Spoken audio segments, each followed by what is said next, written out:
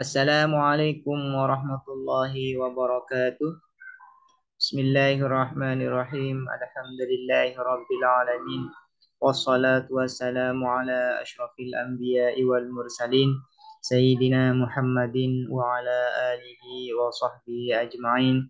Allahumma faqqihna fid din wa 'allimna at-ta'wil amma ba'du.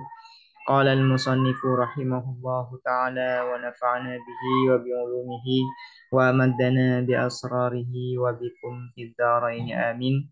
Bismillahirrahmanirrahim. Mari kita melanjutkan ngaji kitab Ilmul Mantiq karya Muhammad Nur Ibrahimi. Kita sekarang sudah sampai pada pembahasan at-ta'rif awil qaul syarih, yaitu definisi atau juga yang disebut dengan al-qaul syarih, perkataan yang menjelaskan, karena salah satu fungsi dari definisi itu adalah menjelaskan mu'arraf atau sesuatu yang didefinisikan.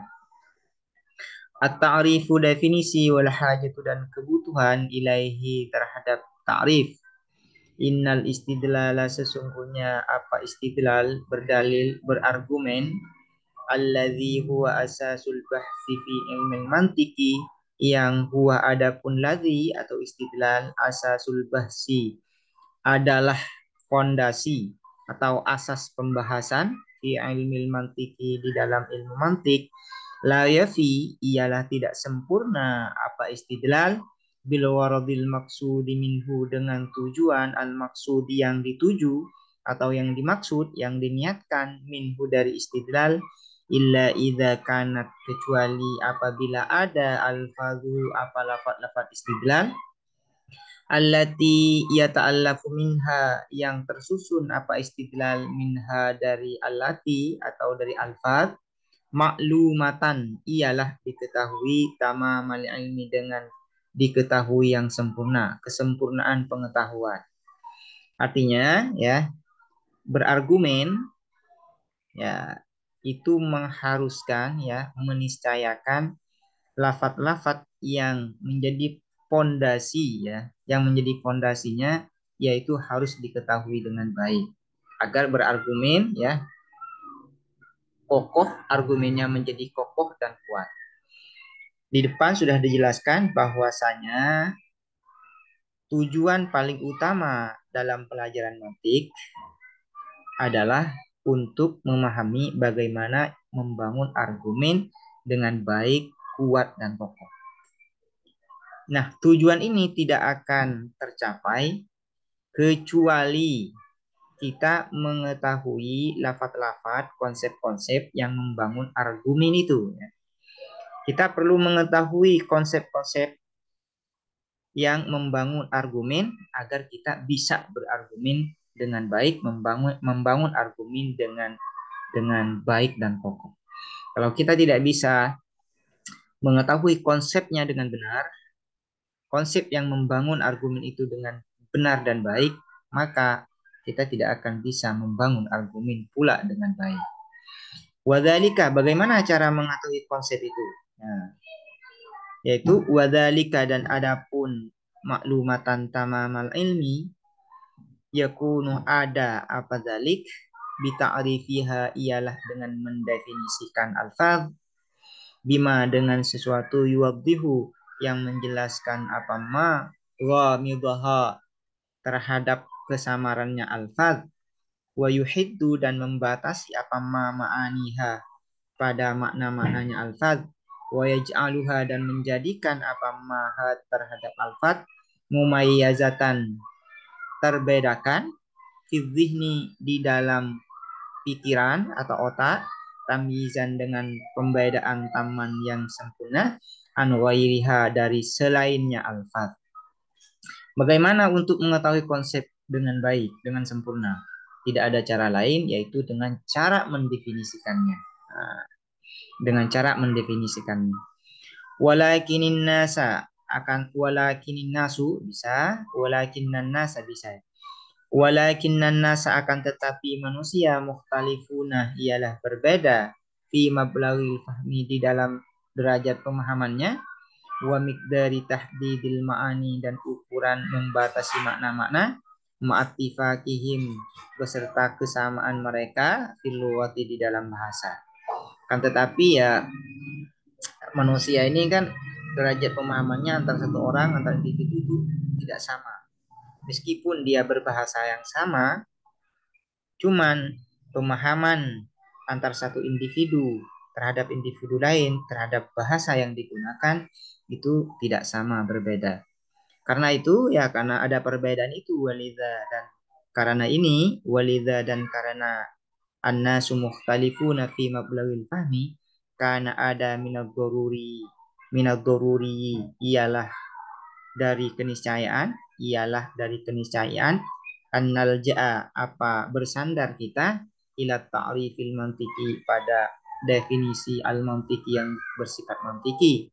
Karena itu agar suatu konsep ini bisa dipahami dengan baik dan antar satu orang itu jelas pemahamannya menjadi setara pemahamannya terhadap suatu konsep, maka kita harus kembali pada definisi mantiki yang bersifat mantiki.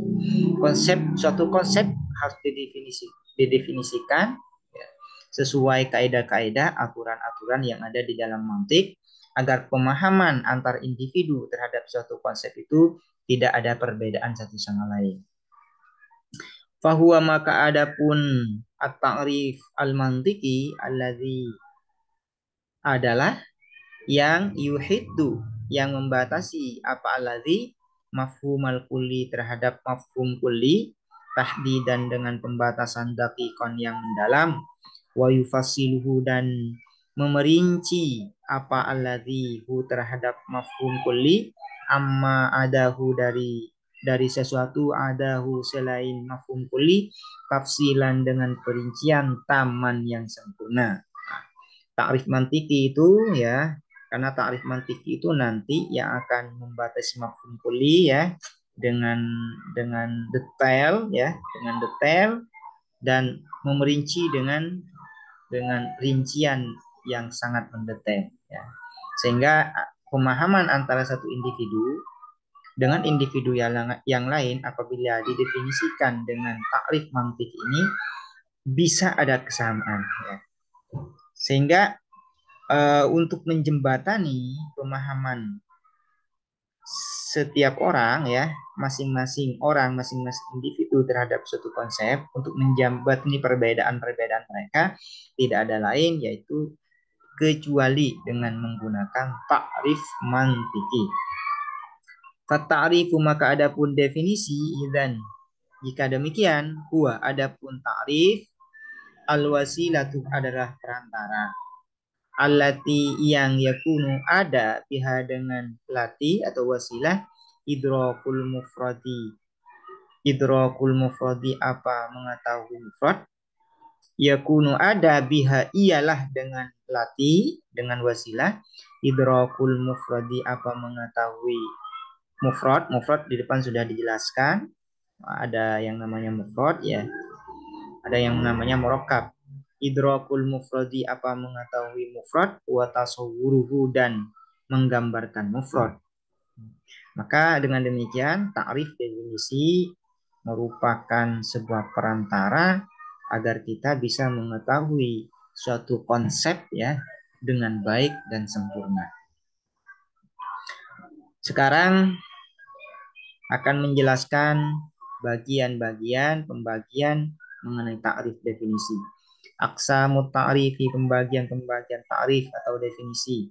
At-ta'rifu adapun definisi imma ada kalanya ayatuna ialah ada apa ta'rif bidzatiyati faqat dengan yang bersifat zati faqat saja jami'iha semua zatiat au ba'dhiha atau sebagian zatiat wa yusamma dan dinamakan apa takrif haddan akan had. Takrif ada kalanya seluruhnya menggunakan zatiat baik jenis dan fasalnya atau sebagian menggunakan zatiat dan sebagian lagi tidak. Misalnya jenisnya menggunakan zatiat, fasalnya menggunakan arab. Ini. Nah, sekarang akan menjelaskan definisi yang seluruhnya menggunakan zatiyat. Jenis dan fasalnya sama-sama ya, sama-sama terdiri dari zatiyat yang bersifat zati. Wa huwa adapun had nau'ani ialah dua macam. Had ini ada dua macam.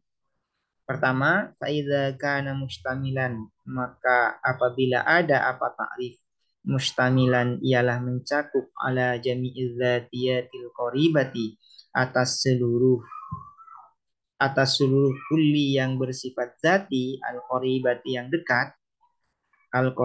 yang dekat, allati yang yatarakabu tersusun minha dari lati atau dari al-zatiyat al-qaribah ini, hakikatus syai'i apa hakikat sesuatu, al-muradi yang dimaksudkan, ta'rifuhu apa mendefinisikan syai', yusamma maka dinamakan apa ta'rif haddan taman akan hatam, kata arifil insani seperti mendefinisikan manusia bi'annahu bahwa sesungguhnya insan hayawanun natikun adalah hayawanun natik atau makhluk hidup yang berpikir. Jika suatu takrif ya terdiri dari kulli zati ah, dan kulli zatinya adalah qarib, atau lebih jelasnya apabila suatu definisi menggunakan jenis korib dan fasal koribnya, maka itu dinamakan hatam. Itu dinamakan hatam, definisi yang sempurna. Seperti misalnya mendefinisikan manusia dengan hayawanun natik, makhluk hidup yang berpikir. Hayawan ini adalah jenis insan, jenis korib.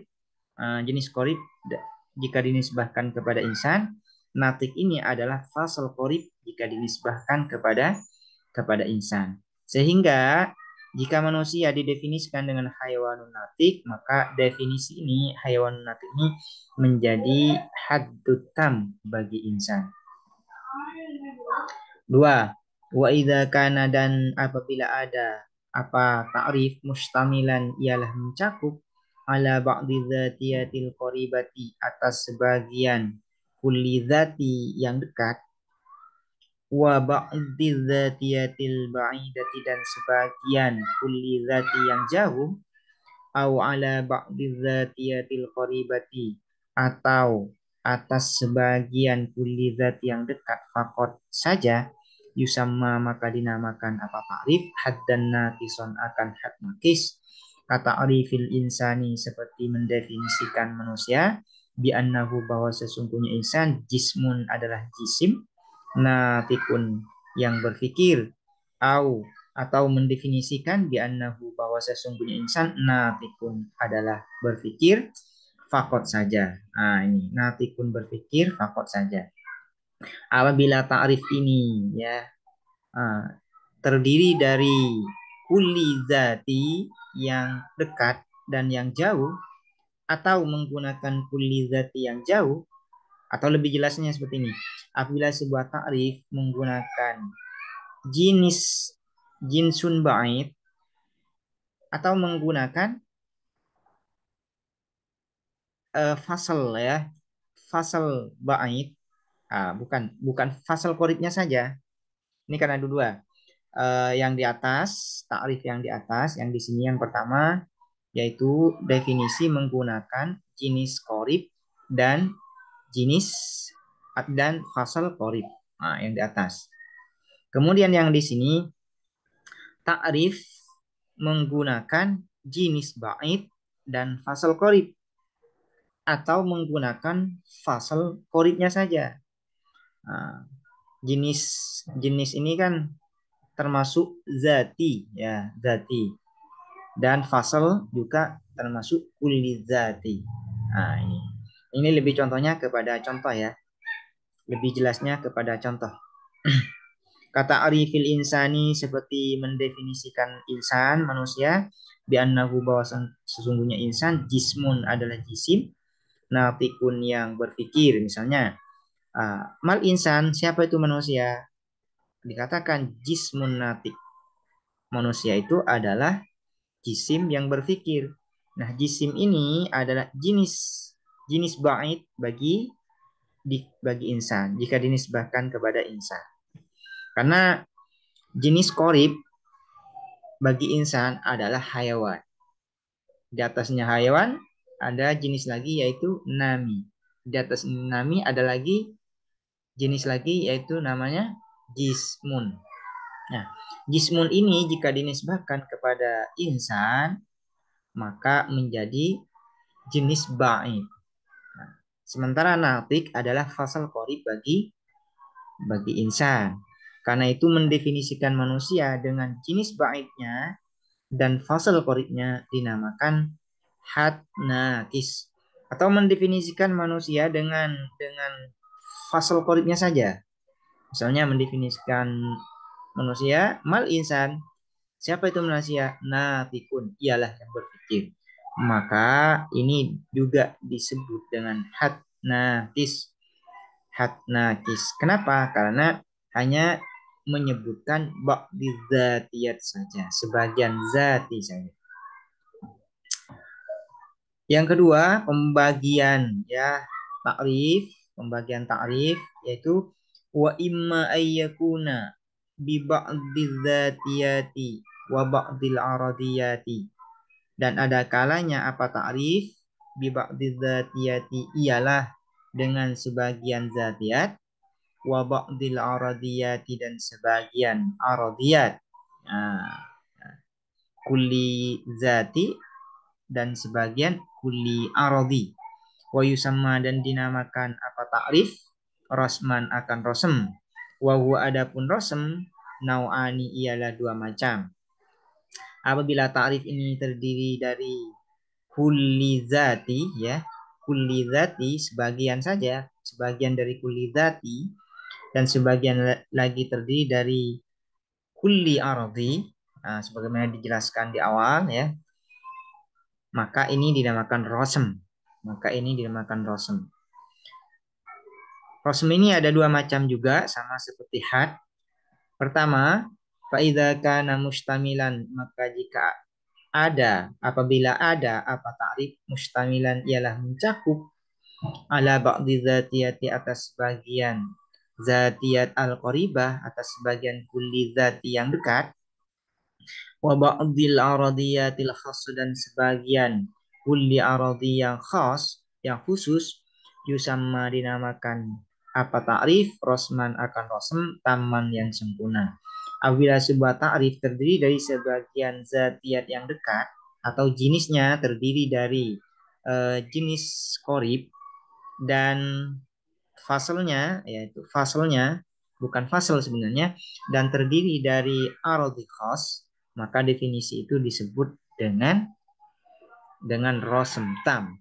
Wadhalika dan adapun rosmun tam kata arifil insani seperti mendefinisikan insan bi annahu bawasan insan hayawanun adalah makhluk hidup qadirun yang mampu ala ta'allumil lughati atas belajar bahasa.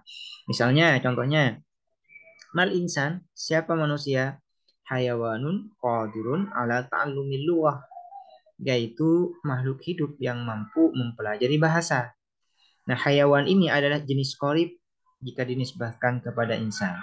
Sementara qadirun ala ta'allumil lughah merupakan aradi khas ya.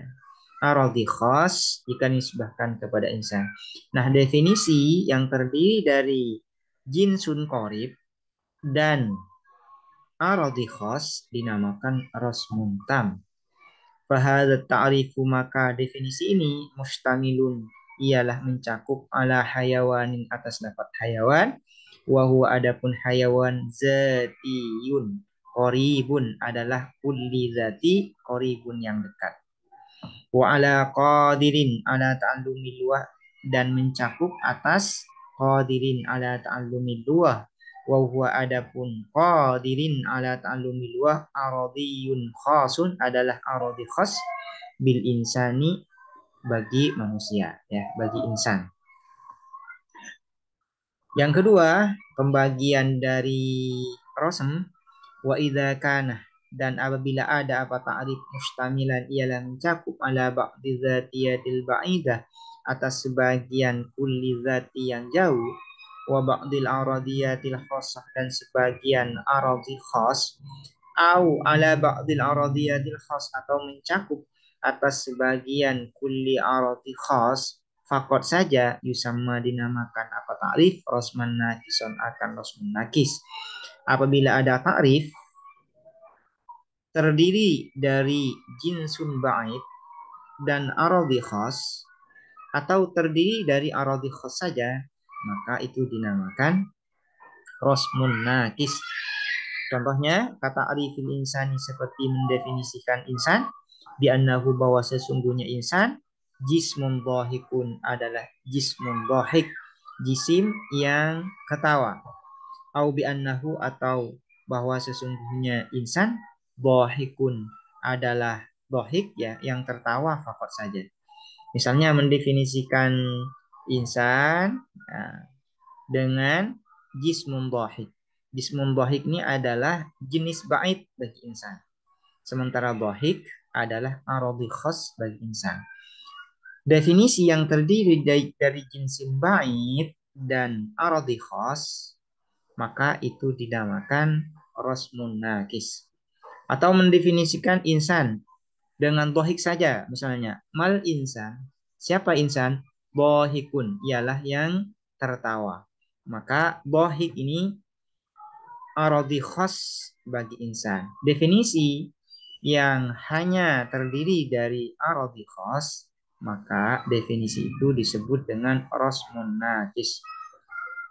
Wa mimma taqaddama dan dari penjelasan taqaddama yang telah terdahulu apa ma wa bin nazri dan dengan melihat ilal amsilatil mutaqaddimati pada contoh-contoh yang telah berlalu yang telah terdahulu mungkin annastambito apa mengambil kesimpulan kita anna ta'rifah bahwa sesungguhnya ta'rif definisi arba'atu aqsamin adalah 4 bagian.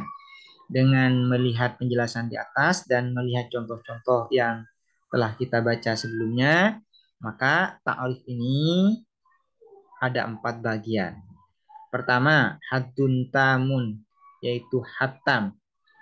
Wa yakunu dan ada apa hatam bil jinsi dengan jenis wal fasli dan fasl al qaribaini yang dekat keduanya. Hatam ini yaitu definisi yang terdiri dari jinsun qarib dan fasl qarib.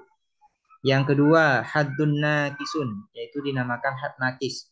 Wa yakunu dan ada apa had nakis bil jinsil ba'idi dengan jinsul ba'id, yaitu jenis yang jauh, wal faslil qaribi dan fasl yang dekat, au bil faslil qarib atau dengan fasl yang dekat saja. Fakot au bil faslil qaribi fakot atau dengan fasl qarib atau fasl yang dekat saja.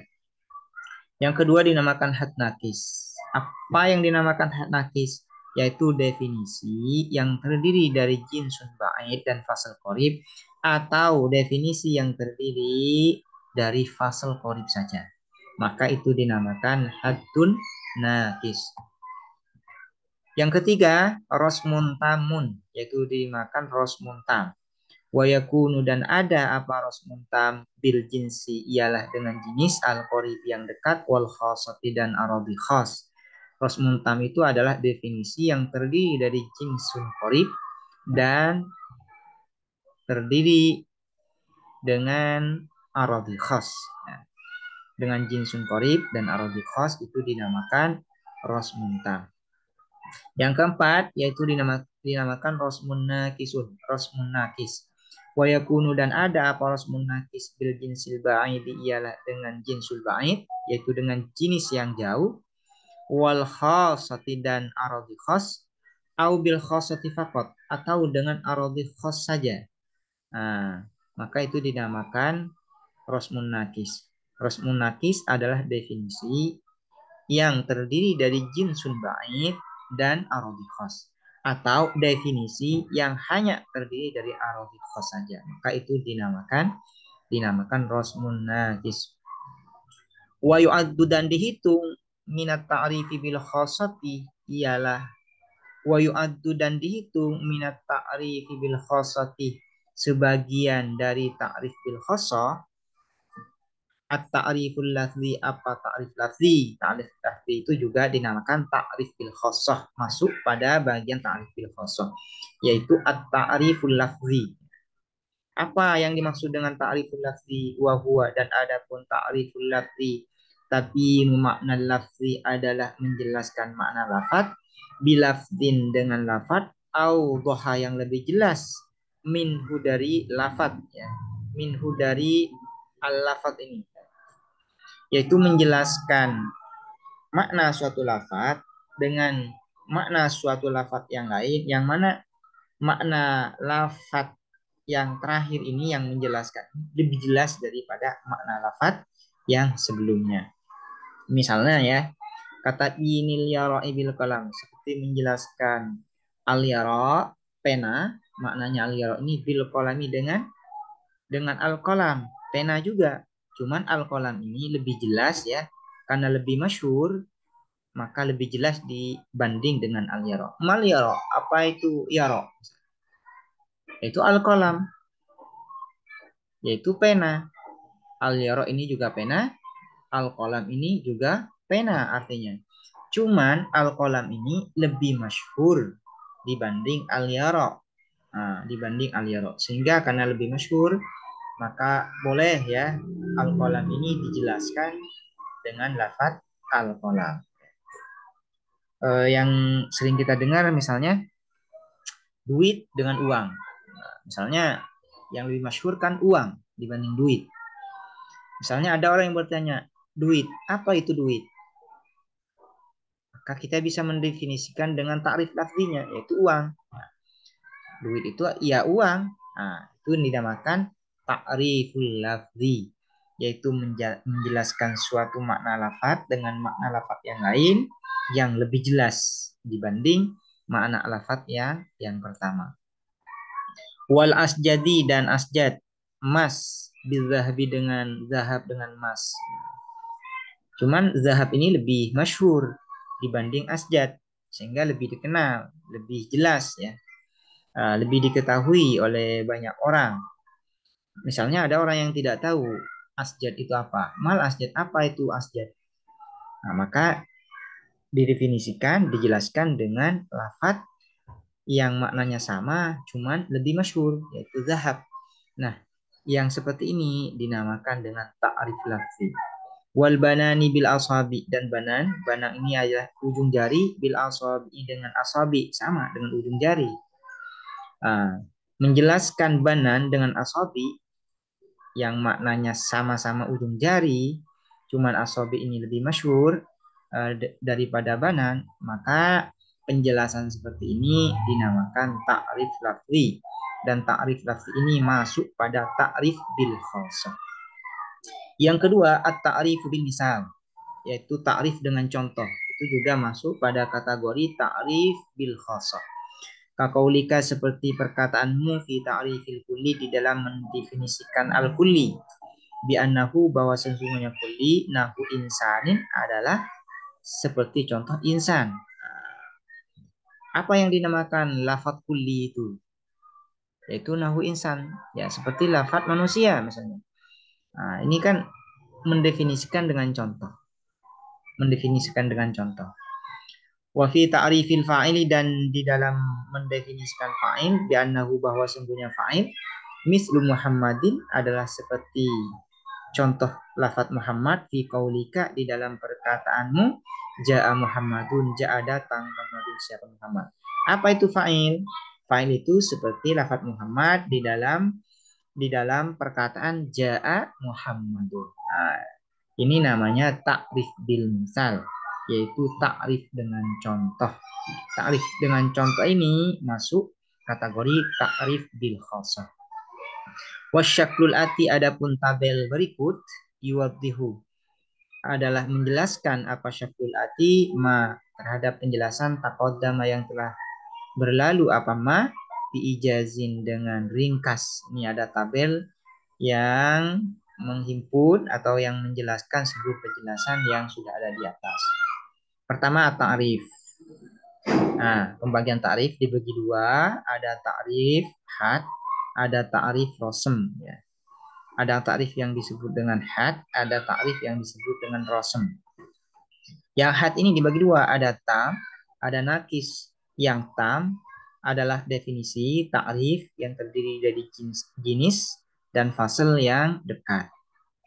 Sementara had nakis adalah definisi yang terdiri dari jinsul ba'id dan fasal atau terdiri dari fasal saja. Wahdah.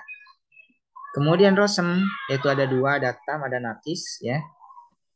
Yang tam, rosmun tam yaitu definisi yang menggunakan jinsul qorib dan khosoh. Sementara yang nakis adalah definisi yang menggunakan jinsul ba'id dan khosoh atau definisi yang menggunakan khosoh saja. Au bil khosoh wahdaha. Demikian untuk penjelasan mengenai macam-macam takrif. Semoga bermanfaat. Assalamualaikum warahmatullahi wabarakatuh.